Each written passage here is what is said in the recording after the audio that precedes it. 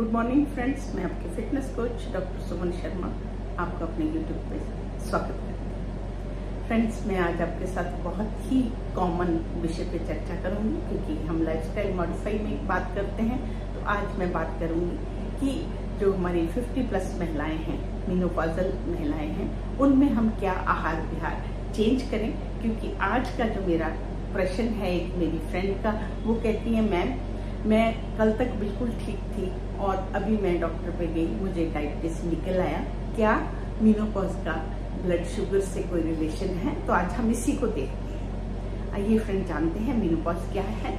हर महिला की लाइफ में जब उसका मासिक धर्म बंद होता है तो उसे मेनोपॉज बोलते हैं। ये नेचुरल प्रोसेस है और ये आपको 2-3 साल पहले से टाइम देता है कि आप इसको टैकल करने के लिए तैयार हो जाएं। हम ना समझें वो हमारी बात है, उसे हम पेरीमेनोपॉजल एज बोलते हैं। नॉर्मली 40 to 52 ईयर्स मानी जाती है। तो इसमें और बहुत सारे फैक्टर हैं, आपका लाइफस्टाइल, खाना पीना, हेरिडिटी, डिपेंड करता है कि आपको कब होगा।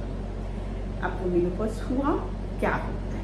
मेनोपॉज से पहले हमारे अंदर एक एस्ट्रोजन हार्मोन है, जो एक जिसको लेडी हार्मोन भी बोला जाता है, और वो लेडीज के लिए एक भगवान की तरफ से वरदान है। वो हमारे बालों की, हमारे स्किन की, हमारी आईज की, दांतों की, मसल मास की, सब चीज की जो है केयर करता है, हमारे हार्ट बचा के रखता है। जैसे ही हमारा एस्ट्रोजन कम हुआ एज के साथ, पेरीमेनोपॉज में हमारी ओवरी श्रिंक हुई और एस्ट्रोजन कम हुआ, हमें थोड़े थोड़े लक्षण आने शुरू होते हैं। उस टाइम आप डॉक्टर पे जाएं, अपना ब्लड प्रेशर चेक कराएं, अपना शुगर चेक कराएं एंड अपना थायराइड चेक कराएं।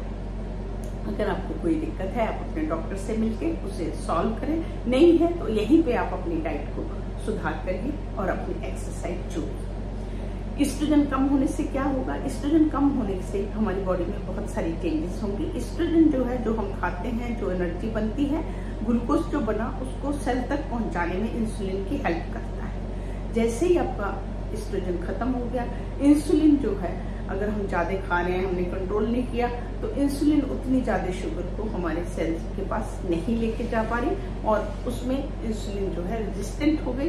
इंसुलिन रेजिस्टेंट होगी तो वो हमें डायबिटीज की तरफ लेके जाएगी। तो ये रिलेशन है आपका एस्ट्रोजन का, आपके मेनोपॉज का शुगर के साथ। उसके बाद जब आपका इंसुलिन रेजिस्टेंट होता है तो उसमें आपका फैट का रीडिस्ट्रीब्यूशन होगा।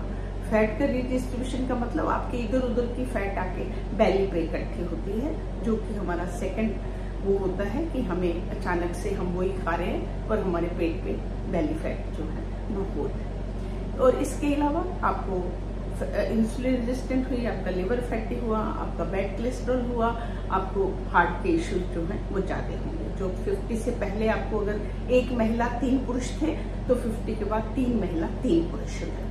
उसके बाद आपका मसल मास का लॉस होना सबसे मेन होता है।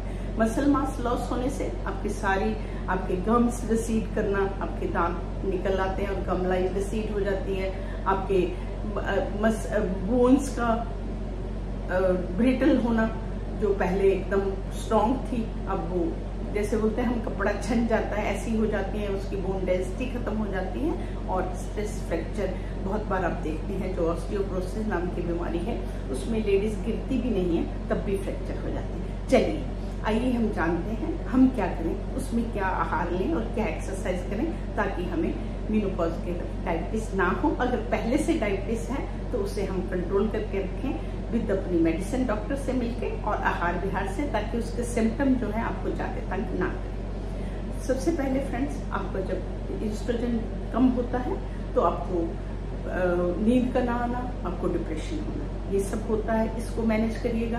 नींद के लिए आप अपना टाइम से सोएं, टाइम से जागें, सुबह सूरज की रोशनी को देखें और उसके बाद अपनी ब्लू लाइट से दूरी बनाएं। और जो आपको डिप्रेशन है उसके लिए सोशलाइजेशन।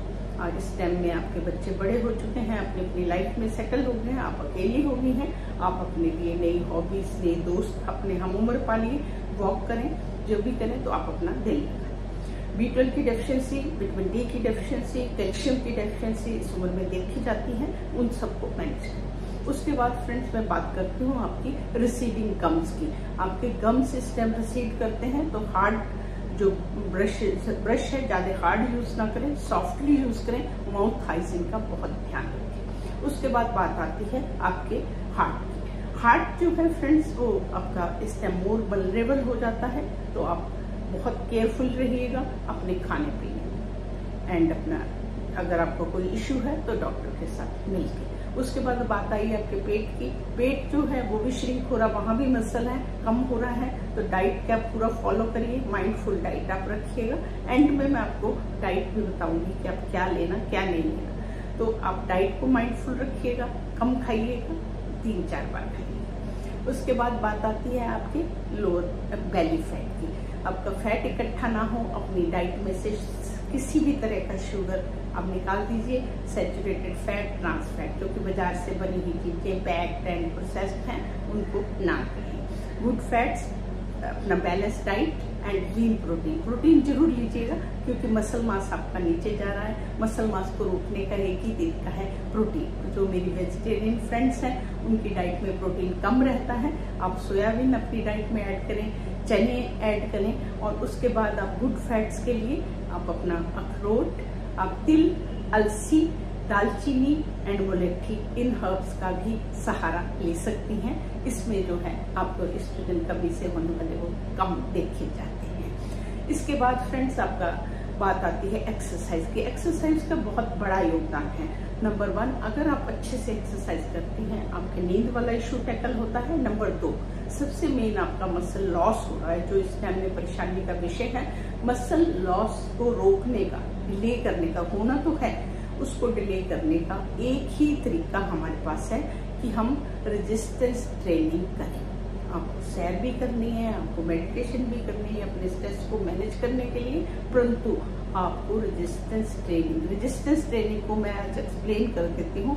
बहुत बार मेरे क्लाइंट बोलते हैं कि मैम आप रेजिस्टेंस ट्रेनिंग बोलते हो, आप बताते नहीं हो। रेजिस्टेंस ट्रेनिंग कोई भी ऐसी एक्सरसाइज जिससे हमारे पर्टिकुलर बॉडी का जो हम टारगेट करें उस पे हमारी रोक आए। रेजिस्टेंस इज ए रोक कि हम धक्का तो दे रहे हैं पर ले नहीं रहे, वो से रेजिस्टेंस बोलते हैं। ये आप अपनी बॉडी से भी ले सकते हैं, जैसे कई आपके योगा आसन ऐसे हैं, जो आपके प्लैंक्स हैं, जो आपके पुशअप हैं, वो करके ले सकते हैं। जो आप थोड़े थोड़े वेट्स लेके उनको धीरे धीरे अपनी बॉडी का सुनते हुए, क्योंकि इसमें आपको केयरफुल भी रहना है। अगर आप 50 से पहले 1 टाइम केयरफुल रहते थे तो अभी आपको 3 टाइम केयरफुल केयरफुल केयरफुल। अगर आप योगा करेंगे तो भी दिमाग में रखेंगे कि आपको चोट से, इंजरी से सबसे बचना है, अपनी बॉडी को सुनते हुए। ऐसा नहीं है कि मेरी एक क्लाइंट है, वो मैम मैंने ना खाना छोड़ दिया, मैं फ्रूट्स खाती हूँ। मैंने बोला क्यों? डॉक्टर ने बोला है कि आप फ्रूट्स खा सकते हो। फ्रेंड्स, आप खाना भी खा सकते हैं, फ्रूट्स भी खा सकते हैं, माइंडफुल ईटिंग, क्योंकि फ्रूट्स का जो फ्रक्टोज है वो भी शुगर ही है। अगर आप वो ज्यादा खाएंगी वो भी आपके लिवर को खराब करेगा। जो फ्रक्टोज है वो सीधा ट्राइग्लिसराइड में चेंज होगा।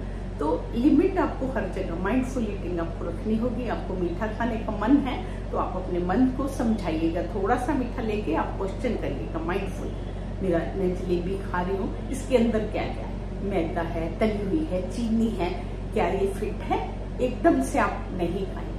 तो आप अपने से इंट्रोस्पेक्शन करना शुरू करें। आपका सारा जो क्रेविंग है मीठे की वो भी कंट्रोल हो जाएगी। पानी पीजिए और आप अपनी एक्सरसाइज करें। इस तरीके से अगर हम रहेंगे तो हम जो मेनोपॉज में आने वाली डायबिटीज है उसको भी हम टैकल कर लेंगे। किसी भी तरीके की शुगर जो हमारे फूड लेवल में लिखी होगी, ग्लूकोज, गैलेक्टोज, फ्रक्टोज, सुक्रोज, ये हमें कुछ कॉर्न सिरप होगा हमारे किसी भी खाने की चीजों में, हम उसे अवॉइड करेंगे। खाएंगे सब कुछ विद बैलेंस जो हमने बताया है उसको ऐड करके। इस तरीके से फ्रेंड्स अगर हम अपने मेनोपॉज की स्टेज को हैंडल करते हैं तो मुझे नहीं लगता कि हम दुखी रहेंगे, हम अपनी लाइफ को अच्छे से एंजॉय करेंगे। तो हम फिट रहेंगे, इंडिया फिट रहेगी। इस मुहिम में मेरे साथ ज्यादा से ज्यादा जुड़िए और आप अपने रिलेशन में जितनी हमारी 50+ महिलाएं हैं, अगर वो बार बार इचिंग, ड्राइनेस एंड डायबिटीज या इन चीजों से परेशान हैं तो आप उनकी हेल्प करिएगा। इसमें हम सब लोग आगे बढ़ेंगे।